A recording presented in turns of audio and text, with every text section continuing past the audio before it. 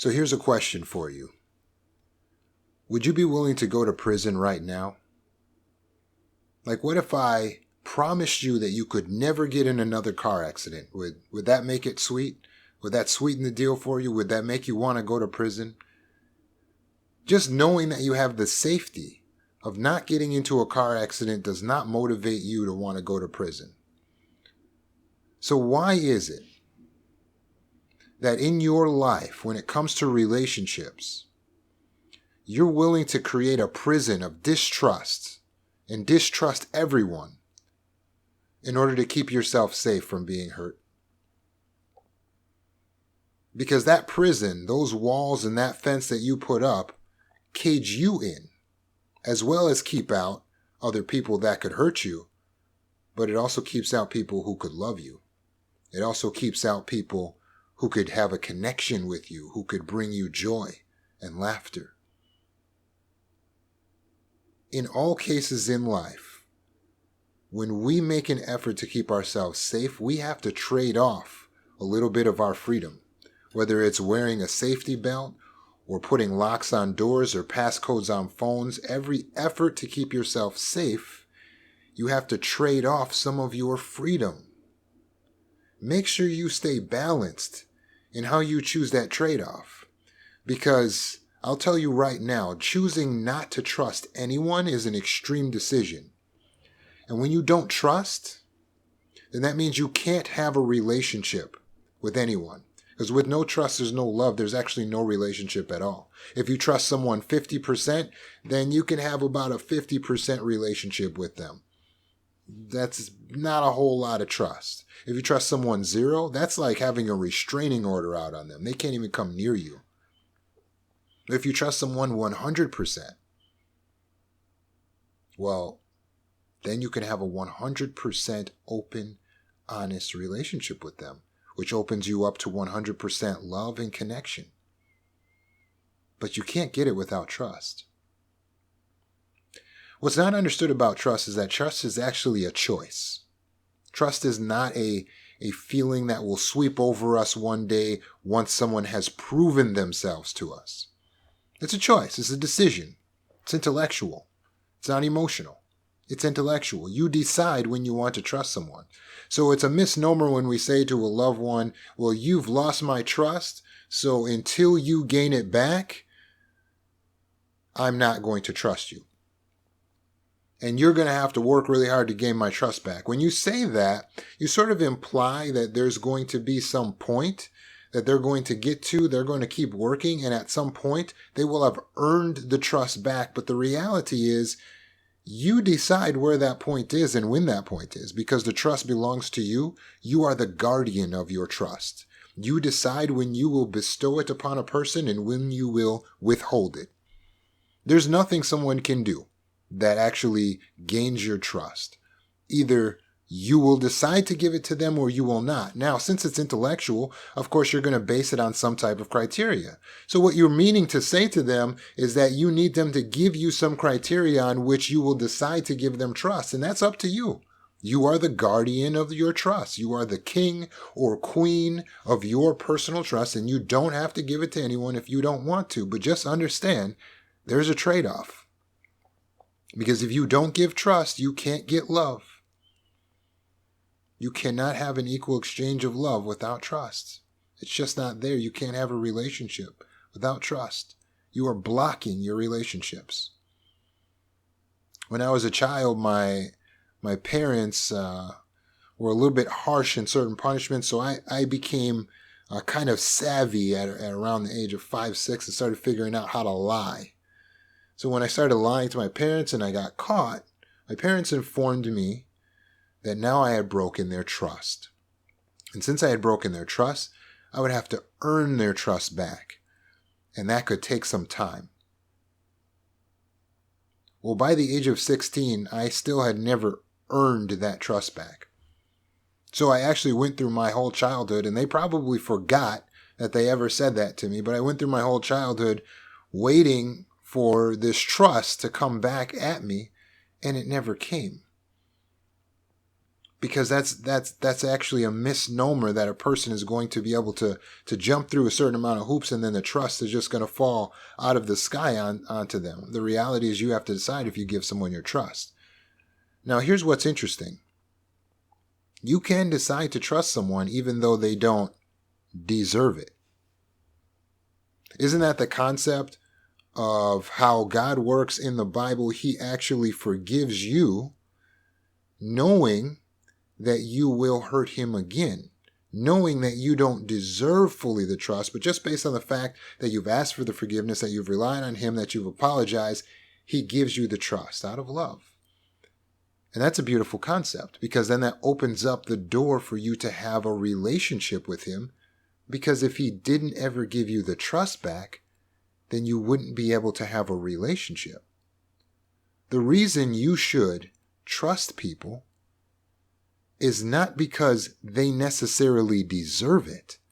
You should trust people because you've made a choice. You've made a determination that they need it.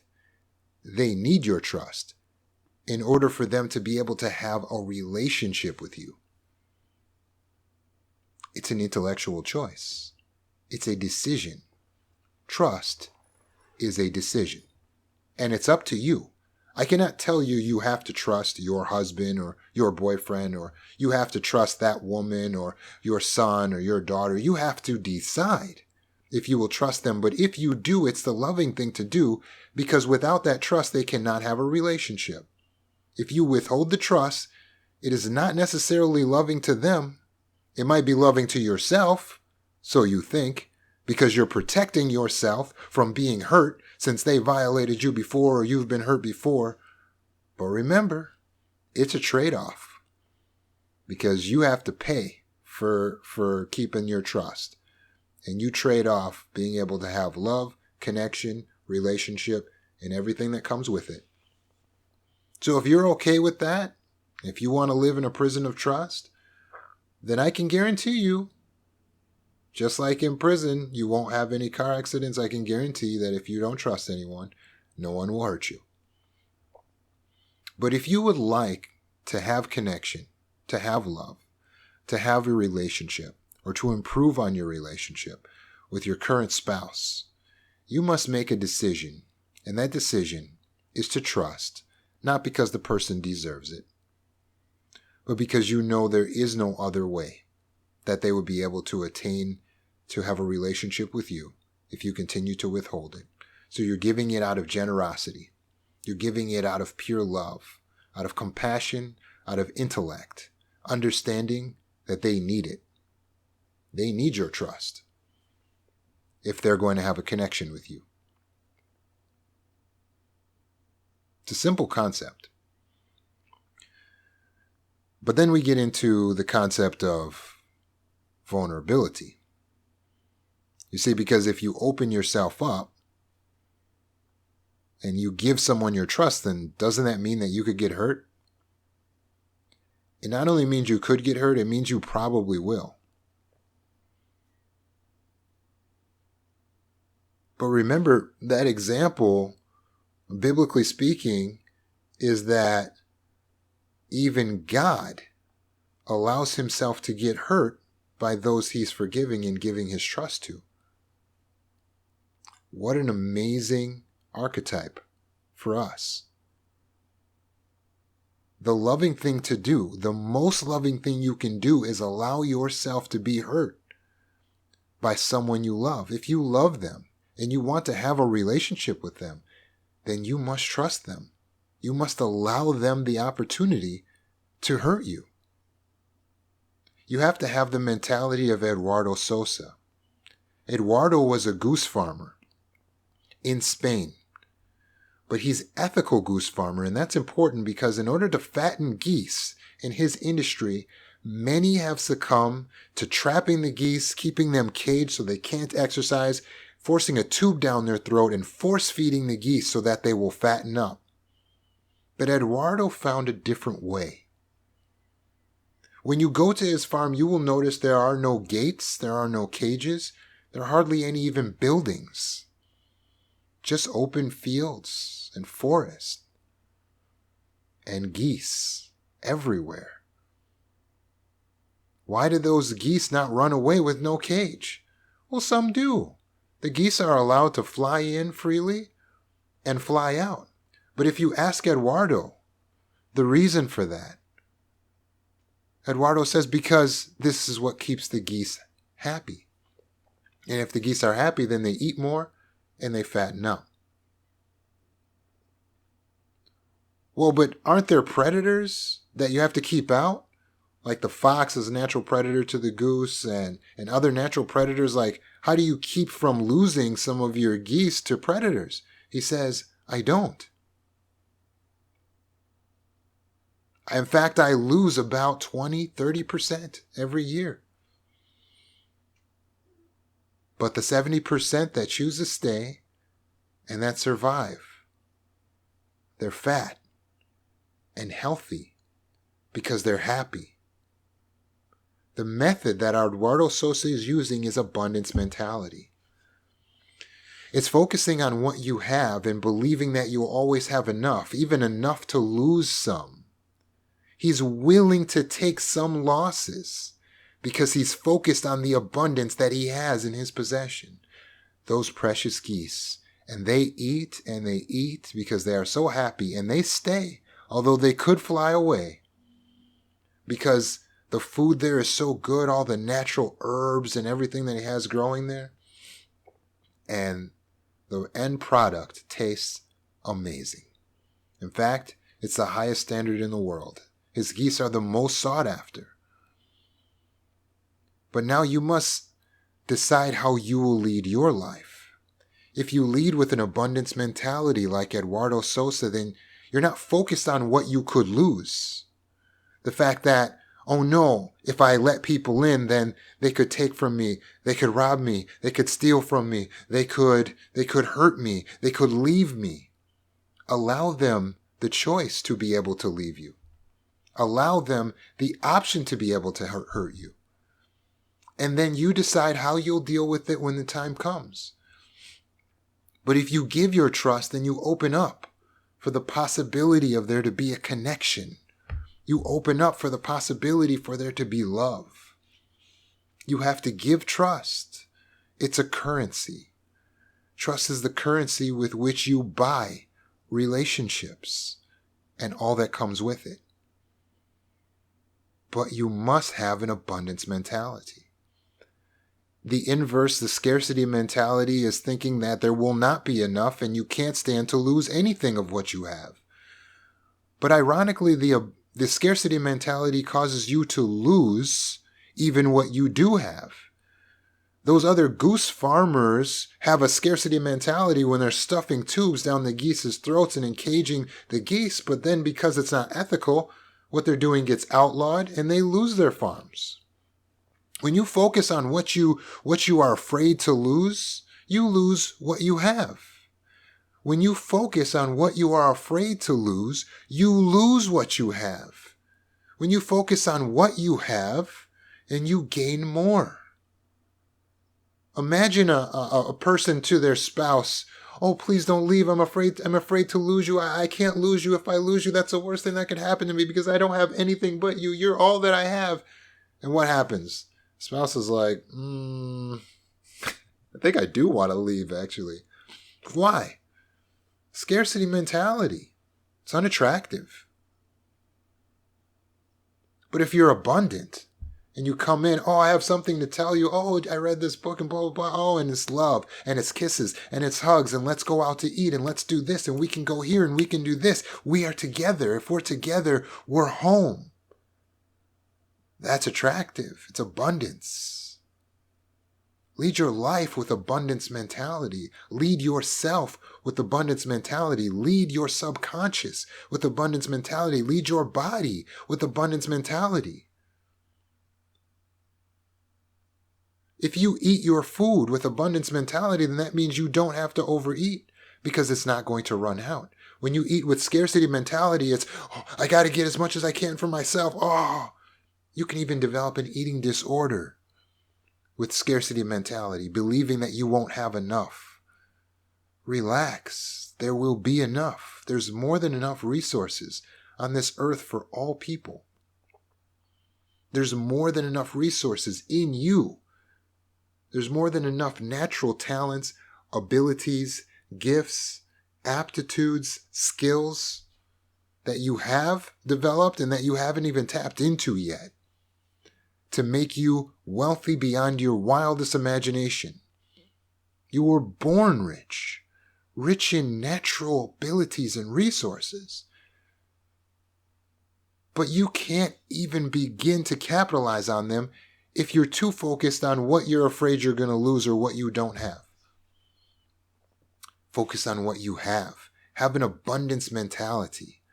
Let go of the fear of loss. Loss, missing, failing is a part of the process to success and gain. You have to lose some to gain some. You have to miss shots to make shots. Kobe Bryant has missed the most shots out of any person in NBA history. So then it's no wonder that he's the leading scorer in NBA, one of the leading scorers in NBA history. And all the leading scorers, Michael Jordan and LeBron, are also the leading in missed shots.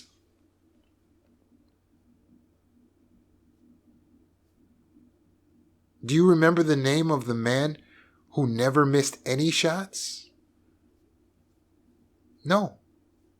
Because there's 25 of them, and they also haven't made any shots. In their career history in the NBA, they have 0 points.